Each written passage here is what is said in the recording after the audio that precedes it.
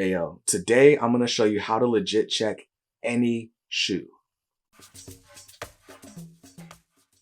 What's up guys, BJ Kicks here. Welcome back to Kicks on Kicks, my channel where I review sneakers. Now, if you're new to this channel, most of the time what I'm reviewing are replica sneakers, aka fake sneakers that I get from different sellers in China and, on the replica market. Now, the reason I do these reviews is mostly just because I like talking about shoes and this is an easy way to, acquire them, but also because I like to give you guys points to look out for in case you are trying to play on the resale market and pay hundreds of dollars over retail and you don't want to get scammed. So today I wanted to make a sort of guide to legit checking any shoe. Now, I'll start off by saying there is no foolproof method for legit checking every shoe in the world.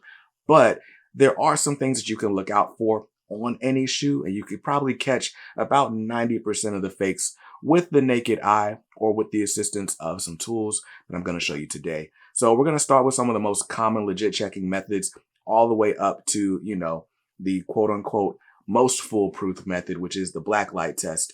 But let's start out before we look at any shoes. Let's just look at the box, right? So this is a shoe box. This is my box from the Air Jordan 6 Defining Moments pack that I got in a little while back from Timstar. Now, the reason people tell you to look at the box on these replicas, there's a few reasons. One is that you're going to look for the overall condition of the box to see if it's dented, dinged up a bit. Now, that's not to say that a retail box can't come dented or dinged, but the reason people tell you to look for dents and dings in your box is because most replica shoes come from China and most of them are not shipped super securely. So I'd say like 99% of the fakes that I've gotten in just in the last month on this channel, they've all come with boxes with some form of damage. Some of them just have like a big bruise on like the corner. Sometimes, like if you open the box, it's fallen apart, like it wasn't glued together properly. There's a few different ways you can look at a box and tell, but some other things you want to look out for on your box. For example, right here, I'm looking at the box for the Air Jordan 3 Retro Fire Reds. Now, this box has a suggested retail tag on it of $210. Fun fact, the Jordan brand no longer puts suggested retail prices on their boxes. So if your box came with this tag and it's a more recent Jordan Retro, chances are you got a pretty high quality replica. Now, these companies like StockX and GOAT, they're getting better and better at authenticating every day. But again, fakes pass through all the time. And why do they pass through so much? Well, because people are good at making fakes. What can I say? But what I want you to start looking for are fatal flaws. So that's the second method, right? If you're looking at your box and that doesn't tell you whether or not, the shoe is in good condition or whether or not it's a fake, then start looking at the shoe. And what I'll tell you with most Jordan releases, there's always a fatal flaw somewhere. So I brought 3 examples here to show you. Looking at my Air Jordan 4, this is the black canvas Jordan 4. It's a couple of fatal flaws, right? One, my toe box isn't slim enough and it doesn't kind of go back in to the toe box area enough. Like the mud guard doesn't extend over enough, like as much as it does on retail. And then the other fatal flaw, my tongue is way too plush. It's supposed to be a thin tongue, kind of like this one is, but on my black canvas 4s, it's super padded. It looks like a skate shoe. That's what I call the fatal flaw. These shoes are always going to be 90 to 95% accurate, but that one detail that should be one way and ends up being another way, that's the fatal flaw. Now, I'm not talking about like maybe misplaced stitches or glue stains, because to be fair, those are quality control issues and an authentic Nike or Jordan product can come with some of those same flaws. But an overstuffed tongue, that's not making it through Nike's QC. So be on the lookout for a fatal flaw on your shoes. So that's the fatal flaw on my Jordan 4. fatal flaw on my Jordan 3 Fire Reds, the first one that I ever got in, this leather wasn't tumbled. Now, people were trying to say, oh, it's inconsistent. Some of them are tumbled, some of them aren't. Nah, this was definitely supposed to be a tumbled leather. And instead, I got the church usher board, super smooth leather on my shoe. But, you know, if I didn't see that flaw, you know, you might think these were real. Now, the other fatal flaw on any Air Jordan 3, or really any Air Jordan with an embroidered Jumpman on it, is going to be the stitching on that embroidery. So, like looking at the hand on this Jumpman, you can see there's like 4 fingers spread out. There's no thumb. Like, it gets weird. And, you know, on an authentic shoe, that Jumpman should look a little bit different. So I got 2 different replica Jordan 3s, and they got 2 different Jumpman stitched on them. I don't know if either are completely correct, but I know this one looks more off than any other that I've seen. So that's a fatal flaw that you can look for. Let's take a look at a pair of Air Jordan 1s, right? Air Jordan 1s are easily some of the best fakes on the planet. There's usually not a whole lot that you can look at on an Air Jordan 1 to authenticate it. The big fatal flaw that most people will like to point out is the hourglass shape or lack thereof. Your Air Jordan 3 should kind of poke out a little bit at the heel, get cinched up around, or Air Jordan 1, excuse me, should kind of poke out a bit at the heel, get cinched up where this little, where the swooshes join in the back, and then kind of open up again above those swooshes.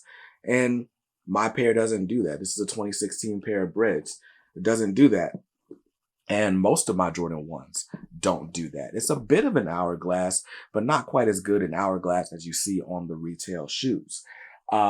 Looking at my Jordan 4 Fire Reds, I didn't really see a fatal flaw. The only thing is my mesh is a little bit loose right here. So it's like, I like to point out fatal flaws because those are things that you can typically see from the pictures. So always check for the one fatal flaw on your shoe. Typically, the fatal flaw is noticeable enough that you can see it from just looking at your shoe and a stock photo. So if you're buying these from an online seller, ask for detailed pictures. Ask for a 360 video on their phone, right? Because a lot of times you can hide a lot of these flaws with good lighting or good angles and so on. All right, so we talked about the box. We talked about looking for the fatal flaw that typically you'll find a difference, especially on a pair of Jordans, if you're looking hard enough. But let's talk about those shoes that you can't really see any discernible differences. For those, you got to use the black light test. So I'm going to show you a few things that you want to look out for when you put your shoes under a black light. Because a lot of people think, oh, it's just glue stains. If you see glue stains on a shoe, then that's an issue. And yes, to be fair, it is an issue if you see glue stains on a shoe. Like, for example, my Jordan 11 Cherries that I just recently got. Look at this. When I light these up on the black light, these look like a crime scene. Like, there is just glue all over this midsole. But, let me turn the light down a little bit more so you can see it. But yeah, glue all over the midsole. But that's not the only thing I'm looking for if I'm looking to legit check a pair of shoes. So here is a pair of Air Jordan 4 Midnight Navies. Now, to the naked eye in the light, this looks good. It looks very good. I don't see anything that anyone could call out on the shoe to let you know it's a fake. But turn the lights down a little bit lower, turn this black light on, and all of a sudden, you can see a lot. Like right here, I can see like these pencil marks where somebody was like tracing near that lace loop to see where it's supposed to go. I can see on the back tab of the shoe more of those little outlines. You see that pen mark on that side, but then also right there, you see it's like somebody traced it with invisible ink or something. And that's the type of stuff that you want to look out for when you're doing a black light test on a shoe. It's not so much that they're going to just spill glue all over the place. Like, most competent people know to like clean that up right after you get it up there. But those pen marks, those scratches in the leather, Those are the things that you just can't really hide. And they find their way all over the shoe, depending on the model. So that was my midnight navy fours. Even looking at my black canvas fours, you can see a pretty faint pencil mark around that outline on the back tabs as well. Looking at, let's see if we can spot any on my bread fours. So now my bread fours look pretty good. I don't see any tracing. I don't see any pencil marks, anything like that. I don't see a bunch of glue on the midsole or on the outsole, but there is like just a stamp of like invisible ink there on the outsole.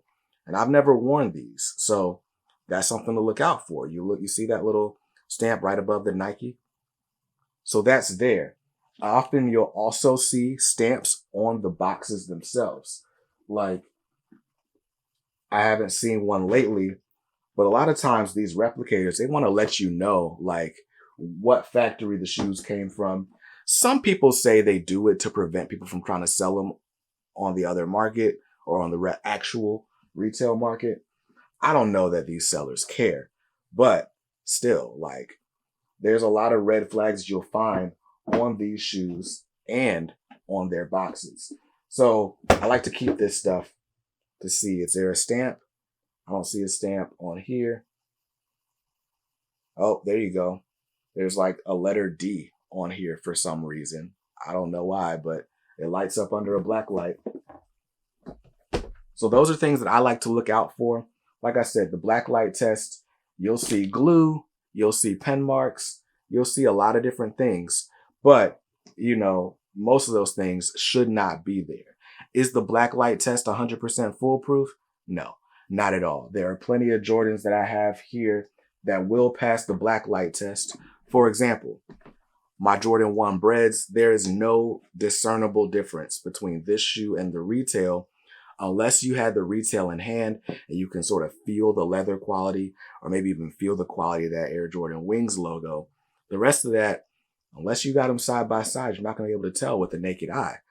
And the black light test didn't tell you much either. So there is no foolproof way to legit check your shoes without having the retail side by side. So you definitely got to be careful out here on these secondary markets. I'm willing to bet that if you have bought shoes on the secondary market and it wasn't through StockX or GOAT or something like that, there's like a 90% chance that somebody sold you a fake. The fakes are just that good these days. And so the way I see it, I just wouldn't buy a shoe on the secondary market. There have been fakes. I think it's rarer than most people were willing to admit, but there have been fakes that have passed through StockX and all the other apps. There have been apps, full apps dedicated to legit checking shoes that had to shut down because they weren't good at legit checking shoes.